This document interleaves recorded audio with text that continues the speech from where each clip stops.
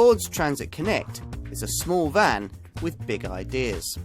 It must suit buyers in both small and compact sectors of the LCV market, and does so thanks to the choice of both short and long wheelbase body styles and a versatile load bay. There may be prettier little vans, but there are a few more practical ones. Small vans used to have a small market, but then that's when they were pretty small, super minis with blanked out windows. LCVs of that kind still exist, but these days when you think of a small van, you tend more to think of something like this, Ford's Transit Connect. Though it takes up no more space on the road than your average little family runabout, potentially it's got enough space inside to make business users think twice before opting for something much larger. Though Vauxhall's Combo, launched at the turn of the century, was arguably the first design of this kind in the market, it was this Transit Connect that really developed this sector when it was launched in the UK back in 2003. A whole host of copycat rivals, Citroen's Nemo, Peugeot's Bipper, Fiat's Fiorino, quickly followed. But this design continues to find a ready band of buyers. The Blue Oval brand says that's because, unlike its rivals, it uses fewer car-derived parts in its construction, leading to a less compromised commercial vehicle result. This was a design that had to replace two old Ford LCV models.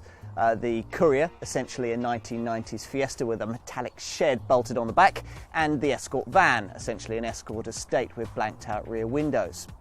Now, the Transit Connect is a big step forward from both, of course, as it had to be. But the need to cover off potential future buyers for both these aged products did mean that this design had to cover a rather wide future market. So while Citroën, Peugeot and Fiat offer two distinct sizes of van, small and compact, to business buyers who don't quite need to stretch up to something transit-sized, Ford can offer just one in this Transit Connect, with short wheelbase versions aiming at customers who may be looking at something Nemo or Bipper sized, while there's a long wheelbase model if you're the type of buyer that might be tempted by, say, a Citroën Berlingo, a Peugeot Partner or a Renault Kangoo. To keep the Transit Connect appeal fresh, in 2009 we saw the introduction of this revised version, featuring slightly sharper styling, higher equipment levels, and most significantly perhaps, a 110 PS version of the 1.8 litre TDCi diesel. Ford have even developed an electric version. Overall then, it continues to look a strong package on paper, but in practice, let's check it out. Now, of course, ride and handling aren't going to be overwhelming priorities for any van buyer. But with Ford's reputation amongst buyers when it comes to passenger cars for dynamic excellence, you'd expect this Transit Connect to be amongst the class leaders in this respect, which broadly it is. Like any LCV, it handles better with a bit of weight in the back, but even in the unladen form that I'm using here, cornering turn-in is predictable and body roll is well controlled. You'd even imagine enjoying yourself a little bit, taking the twisty way home after you've dropped off your load using one of these. To a point. Of course, to a certain extent, you'll be limited by the modest power outputs available. Most customers choose between 75 and 90 PS versions of a 1.8 litre TDCi diesel. There's very little demand for petrol power in this market these days. If that's not enough, then there's a 110 PS version of the same 1.8 litre TDCi diesel that boosts the 220 Newton meters of torque that you get in the 90 PS model to a meteor 280 Newton meters of torque. Now that's something you really notice when you're overtaking, and it certainly helps with the 800 kilogram braked towing capacity. Turning circle varies between 11 and 11.9 meters depending on the model you choose. There's plenty of high tech here as well. The ESP stability control program is standard across the range, and there's hill launch assist to stop you drifting backwards at uphill junctions.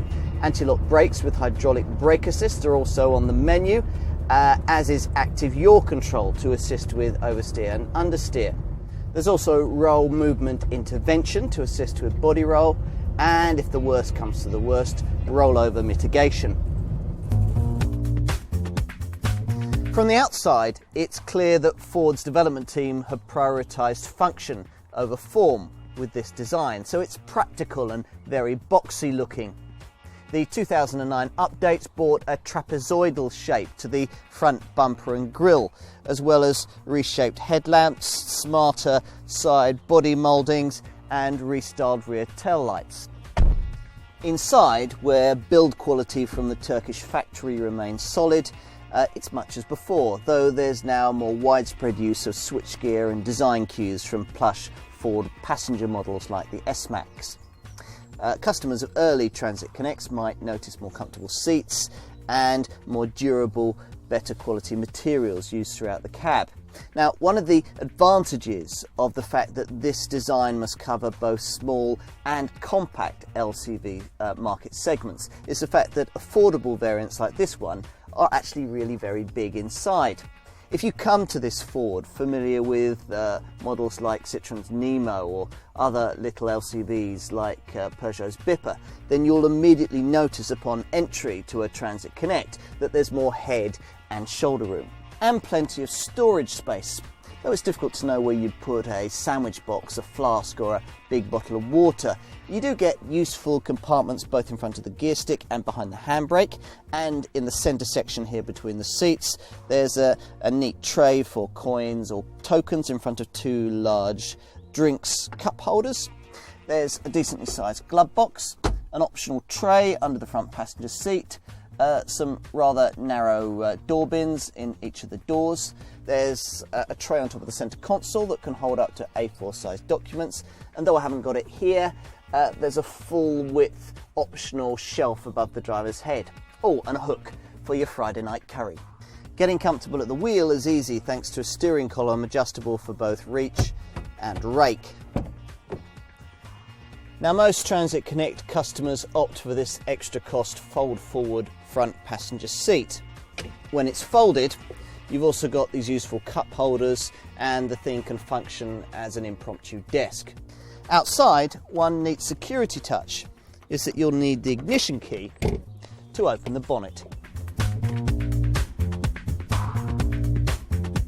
Now, list pricing suggests that excluding the dreaded VAT, short wheelbase customers will be paying between £10,000 and £15,000 for their Transit Connect, with long wheelbase model customers paying somewhere in the £15,000 to £16,500 bracket.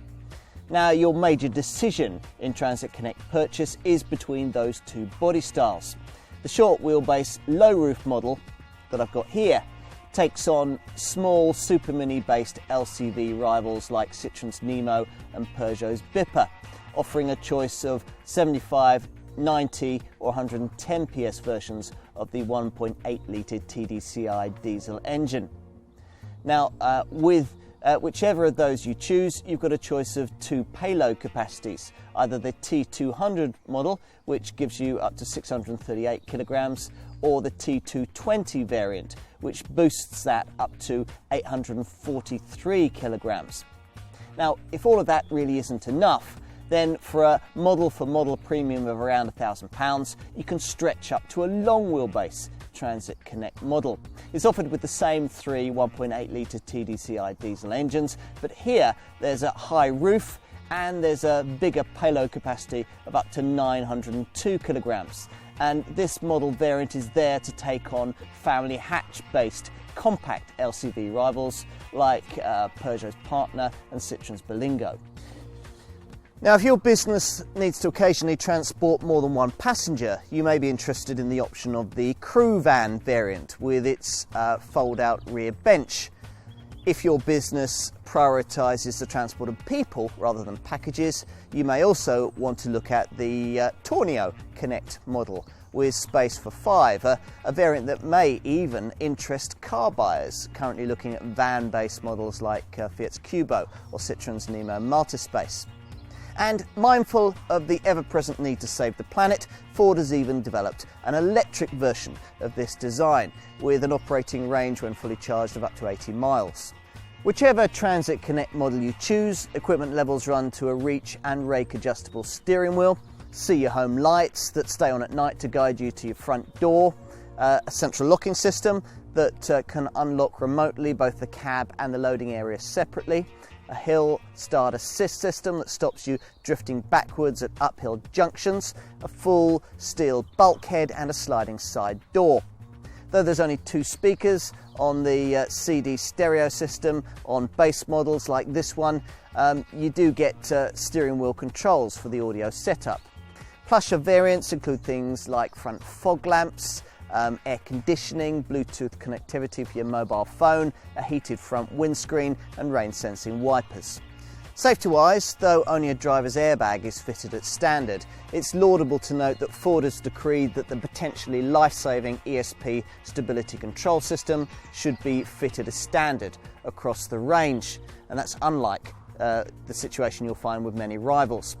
There's also TCS traction control, anti-lock brakes with electronic brake force distribution to make them more effective, and a system that flashes the hazard lights in heavy stops to warn following motorists. So, you run a small business, landscape gardening perhaps, or something similar. Just how practical are you going to find this vehicle? Well, let's start as usual here at the rear.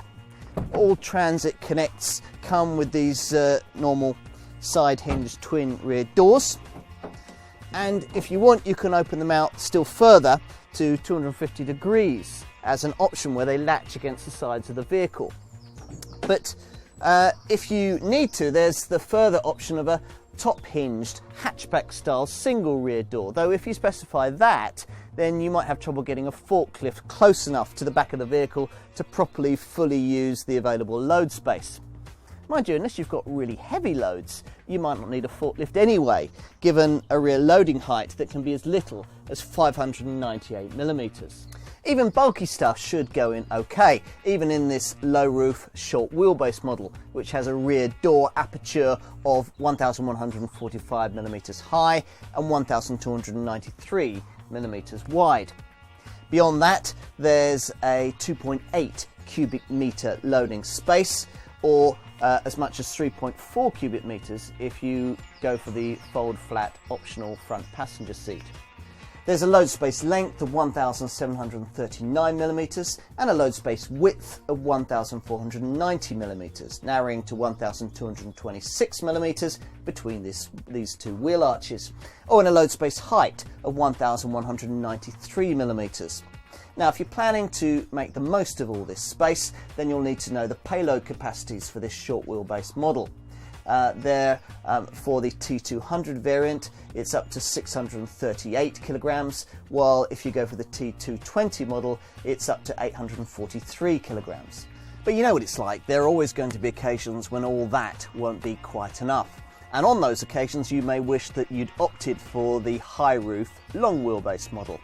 Now here, the rear door aperture height rises to 1316mm and the total rear cargo space rises to 3.7 cubic metres, or 4.3 cubic metres if you go for the optional fold flat front passenger seat.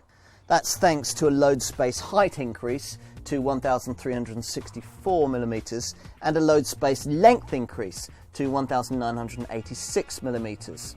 Just as well then that the payload is also bigger, up to 902 kilograms can be accommodated. Smaller loads can of course be loaded in through the standard sliding side door. Now, one of these is standard with another on the options list. In this short wheelbase model, it's 606mm wide and 1040mm high. But if you go for the high roof long wheelbase variant, then it's a bigger door. It's 809mm wide and 1181mm high.